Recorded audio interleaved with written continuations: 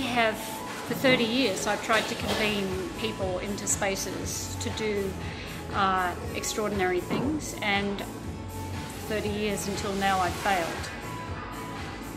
That's awesome. So, that's awesome.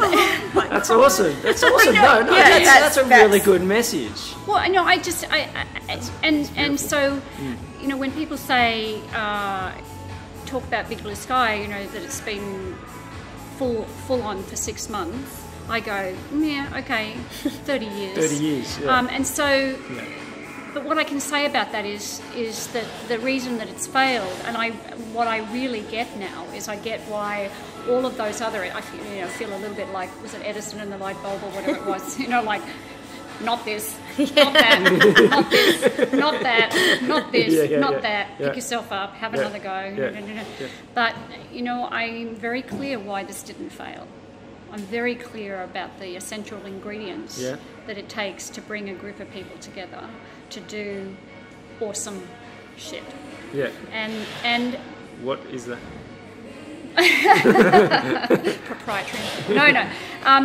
No, really. There was a couple of very, very critical features that I had never managed to bring all together in one space.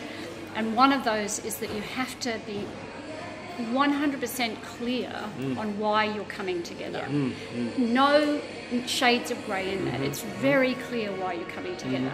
And that why you're coming together has to be transcendent. It has to be up here. If it's not up here, we keep regressing back to our lowest common denominator. And that's where people get into egoic stuff and so on and so forth. So you have to create something that you look at and go, I really want to be part of that. And it's big enough that it stretches everybody. And so that's really important. Very clear. The second part of that is that we had some really basic agreements about how we participated. And I show up assuming that everybody is an adult and they can take responsibility for their actions. And so part of that was everyone... the entry point for participation was really simple. You needed to nominate what you had both the willingness and delight and capacity to bring to Big Blue Sky. And you needed to also nominate what you expected in return. That was in a document that we shared with each other.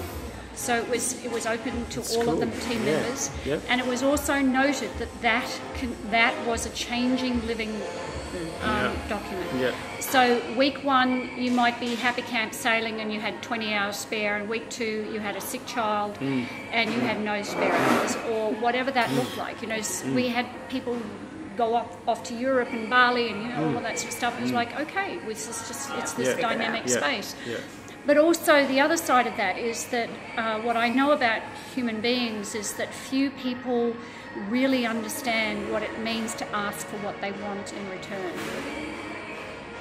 And so the actual act of doing that and really looking at that and being honest about that and being honest about the changing colour of that, because it will change as things move What's everyone's and grow. agenda? And as we become more successful, it's going to change. You know, people are going to want different things from this. But for you as a participant to say, this has changed and I now want that, and let's have that conversation. And then the third component was that every single one of us had a commitment to what we call clean communication, which means that if at any time there was any sort of like charged energy in a relationship, you know, it didn't feel quite right, or it wasn't, that the person that was having that experience was responsible for cleaning that up. So that was, you know, that was kind of the container around which we built it, and imagine if all business was done in that way. It was extraordinary. Collaboration. And so there was no honesty. role. We all just put our hand up for roles. There was no direction, as in you take this, you take that, you take that. It was a very flat structure, so no real hierarchy, and people took complete ownership. So on the day, we had Kylie show up to manage logistics, and she was only there for 2 weeks. Beforehand, and I didn't even think about it. We didn't, and that's what we said on the day. We did not have to worry. Didn't worry about it for a second. So So my, what I know now is how to do this. I'm sure I'm going to learn some more distinctions. Well, if you're looking for event advice, there could be a few people getting in touch. But, look, I'm so glad we didn't cut that short. Yeah. Just, I was just trying to meet a deadline. Yes. But that was beautifully put, Yeah. and I think a great way to close off. And well, I'm buzzing. Just that was beautiful. It was beautiful. I just hope I don't cry on camera. For the very first crying on camera for the very first episode. It's all right. Come It's on, okay. Come on. Yeah. Look, absolutely. Now, if people want to stay in touch with you guys, what's the best way to do that? Well, the website. We've all got multiple personalities, and the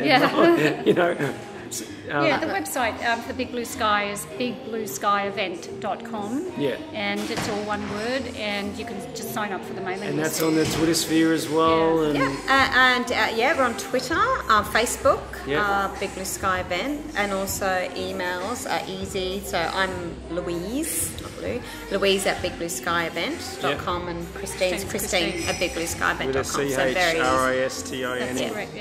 Yeah. Beautiful. And look, thanks very much, guys. Thank I'm you. so looking forward to next year. Now, we do have a BBS event penciled in for next year. Oh yeah, Yes. we're looking at the 6th of October, a month earlier. A little bit of noise with the end of year and Yes. lots of it like that. So University students, November's not the best time, so October. Yeah. So remember the 6th of October, we just changed the poem. Beautiful, awesome. Well, everybody has to stay tuned there, and of course, we hope that next year's bigger and better, and we'll be there for sure. Brilliant. Thank you, Look Chris. forward to Appreciate it. Thank And you. good luck with Good your- luck with your adventure. with your mental revolution.